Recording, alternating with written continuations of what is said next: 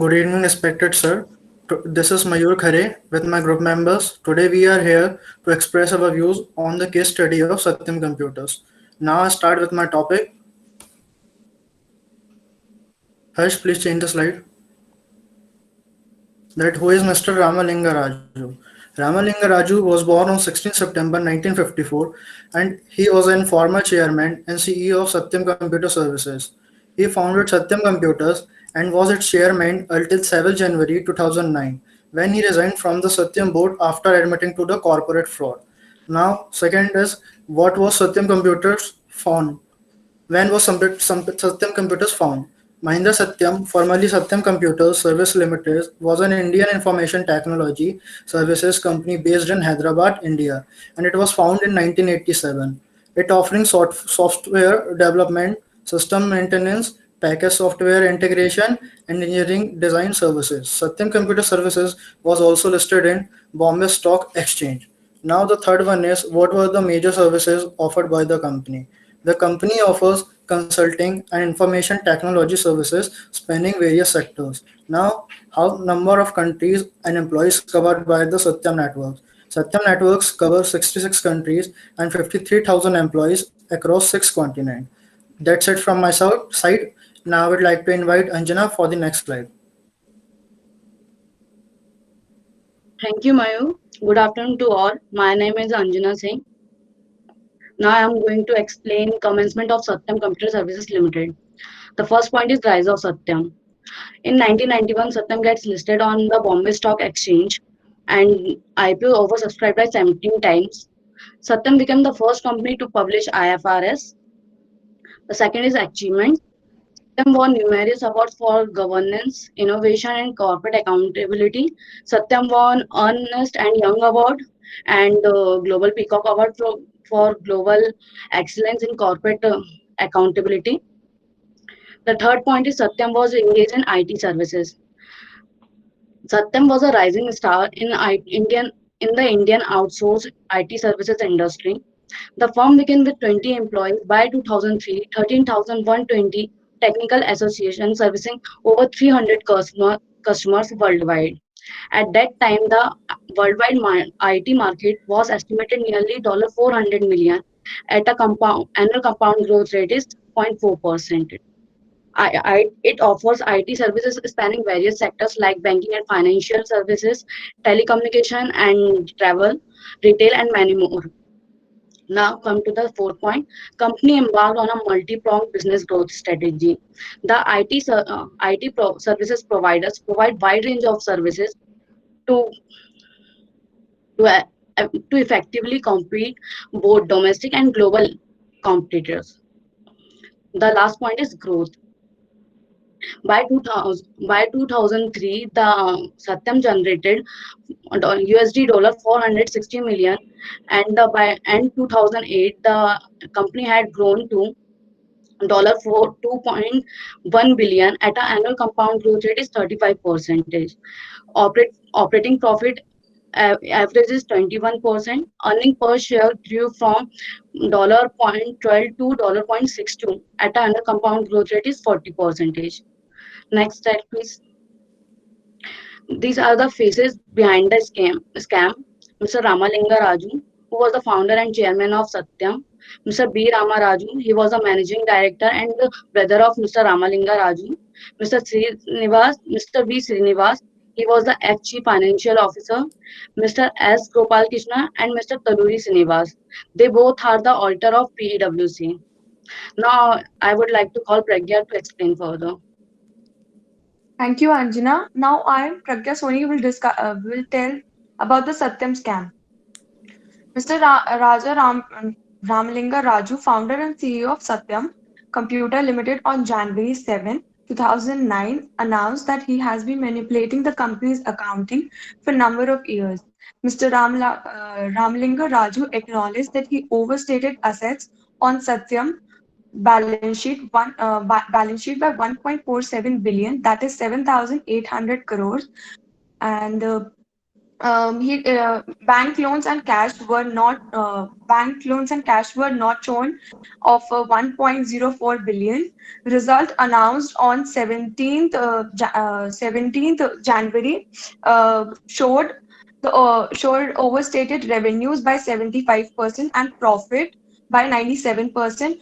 Revenues are the earning of the company, whereas profits are uh, earnings deducted by the expenses. 6,000 fake salaries accounts were created by Mr. Raju. Internal auditor created fake customer identities, fake invoices to inflate revenue. Then American Depository Receipt is a certificate issued by the U.S. bank that represents the foreign stock. Um, Satyam cash raised from American Depository was never made to the balance sheet. Yeah, change the slide. Yeah, this one. Satyam company was working efficiently, but Ramalinga greed for money and power compelled him to violate his duties. Mr. Ramalinga already had 35% stakes in Mitra's infrastructure and 35% in Mitra's property, but he wanted to own to cover his uh, balance sheet differences. Satyam board, including its 5 independent directors, had approved the deal, but the decision of acquisition was called off because investors were against it. Because of which the case was filed, and the World Bank banned Satyam for 8 years due to the inappropriate payment to the staff. Change the slide.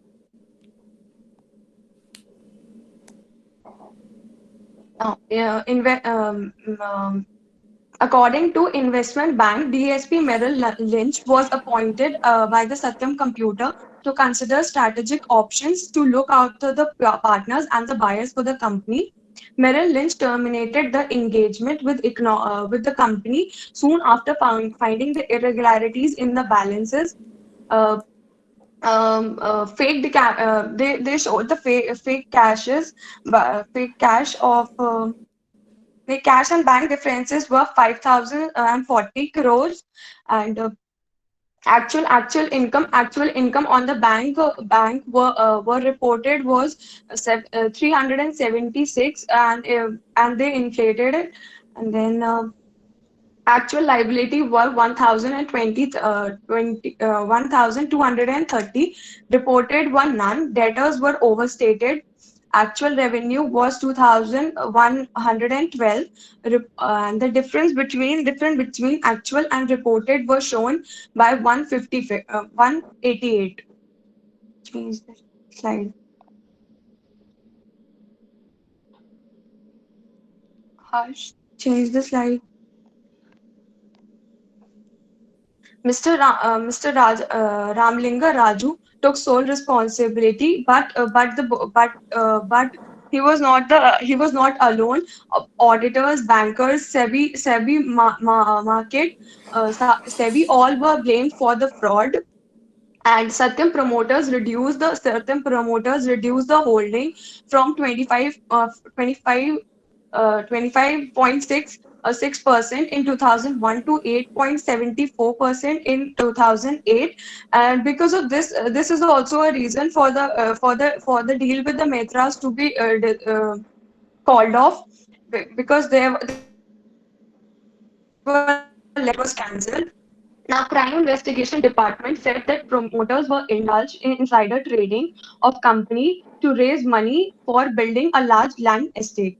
Now I will hand over to Anjana. Thank you. Now I'm telling about the role of PwC and factors contributing to fraud. Whistleblower policy not being effective. It means that the company gives the freedom to the employees to report and telling the management the facts about illegal work, immoral and unethical. Come to the second point, PwC audited the company from 2000 until the disclosure of fraud, nearly 9 years, did not uncover the fraud, whereas Merrill Lynch discovered the fraud of due to its diligence. The third is investors become worried because of after disclosure of the fraud. As a result, the falling share price of those companies who were clients of PwC varying between 5% to 15%. The fourth is Satyam simply created fictitious asset. Whenever Satyam needed money to meet analyst, it simply created fictitious asset without the auditor discovering the fraud. And they did it so many times. The last is lack of transparency. It had failed to show the good relation with the shareholders and employees because no fulfillment of towards the obligation with the companies toward the various stakeholders. Over to Atul. Thank you, Pragya. Good evening, everyone. I'm Atul Arya. I'm presenting aftermath of Satyam scam. Uh, 2 days after the confession, Raju was arrested and charged with the criminal conspiracy, breach of trust. Uh, PwC instantly claimed that the failure to catch the fraud was due to reliance placed by them to information providing by management. PwC was guilty and its license was temporarily revoked for 2 years. Investors to become wary of their companies audited by PwC. The result in this, their share price of these companies falling 5 to 50%. The news of scam lead to Sensex falling by 7.3. The Indian stock market was now in turmoil. The Indian government realized that the impact this could have to the stock market and further FDIs immediately spotted two actions. They bring investigation and quickly appoint a board of Satyams. The board goal was sell the company within 100 days. The board appointed Golden Checks and Avendesk Caption to help the fast track the sale. Appointed retired SC Justice to oversee the transaction in order to instill trust. The several companies bet on April 13, 2009. The winning bet was placed by the Tech Mahindra, who want to buy Satyam's one third of the value before the product revealed. Next slide, please. Uh, uh, impact of Satyam shares. Satyam shares fell to 11.50 rupees on January 10, 2009, the lowest level since March 1998, compared to the high of 144 rupees in 2008. In their New York Stock Exchange, Satyam share peak in 2008 at US dollar 29.10. By March 2009, they were trade around US dollars 1.18. Those investors lost 2.82 billion in Satyam. Unfortunately, Satyam signified impact that earning and assets for the year and rolling down stock market stand through an industrial. Now Shivans will continue.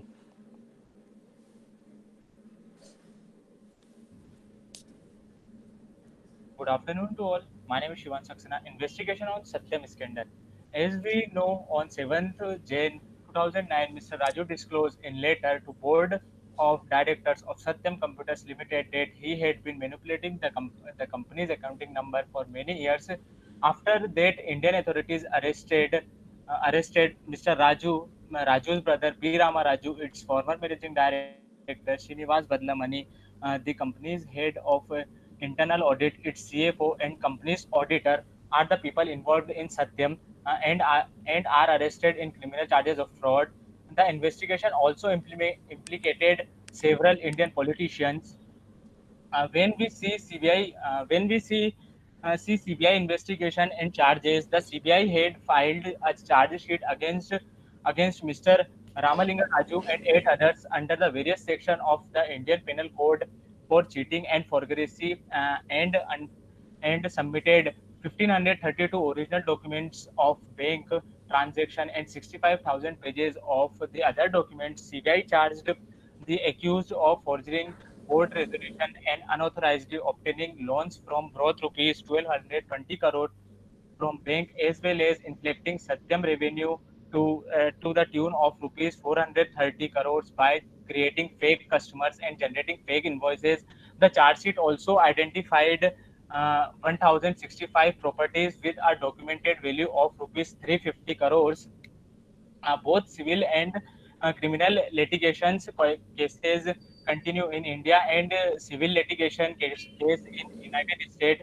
All member which involved in crime had convicted under Section 120B of IPC criminal conspiracy with Section 420 cheating. V. Ramalinga Raju and his brother V. Rama Raju convicted under Section 409 criminal breach of trust by merchant or agent.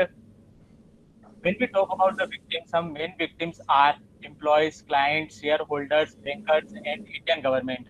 When we talk about employees during the period financial year 2008 and 2009 and 2009 to 2010, the employees strength changed from 44,000 to 27,000 due to non-payment of salaries, project cancellation.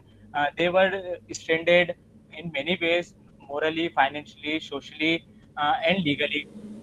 Uh, a client of Satyam expressed loss of trust and terminated their contracts. Global client like Cisco, Telstra, and Worldwing terminated their contracts and preferring to go with other companies and other competitors. Shareholder lost their valuable investment in other uh, investment, and there was doubt about revival of India as a preferred investment destination. When we see bankers were concerned about recovery of financial and non-financial exposure and recall facilities. The last Indian government was worried about its image of nation and IT sector offering faith to invest or to do business in the country. These are some main victims. Now I would like to call Akansha to continue. Good evening, sir. My name is Akanksha Bhadoria, and I'll quickly discuss the points related to the issues of Satyam scam. Mr. Raju admitted himself the fraud which he committed around nearly $276 million. In this process, Satyam grossly violated all the rules of corporate governance, failed to show good relation with shareholder, investor, and its customers. Issue arose. The main issue of the corporate governance issue is that. It's because the non-fulfillment of the obligation of the company toward its stakeholders and investors. That was the main issue of the corporate governance, and the specific interest which they have to keep their focus into is that if they would have distinguished the role of board and management, separation of the role of CEO and chairman would definitely help in the part of the scam and the protection of shareholder rights. So these were the points these were the issues of the corporate governance. If I'm talking about the learnings that we have learned from this case, is that see, fraud started very small. Like small changes won't make big differences. So the message that we learned here is that accounts are not balancing, or something is inaccurate. So there was urgent need for investigation. Even if there is a slightest difference in the accounts, or if there is any chance of inaccuracy, then the step of investigation should be taken as soon as possible. That was the first learning that we should learn from this scam. Second was, the fraud does not look bad on company. It looks bad on the whole industry and the country. So it is not only the matter of the company. And the third learning we learned from this scam was that the biggest scam threatens future foreign investment into the country, and it also affects the growth for our country. So that was the total loss for the country that affects from this scam. Because of the Satyam scam, Indian rivals will come under great scrutiny by investors, customers, and regulators. So corporate governance needs to be stronger, and company must be careful in selecting the top level management, because that's the reason where the thing starts happening, when the scam is initiating from anywhere. And the major need was there to separate the role of CEO and chairman.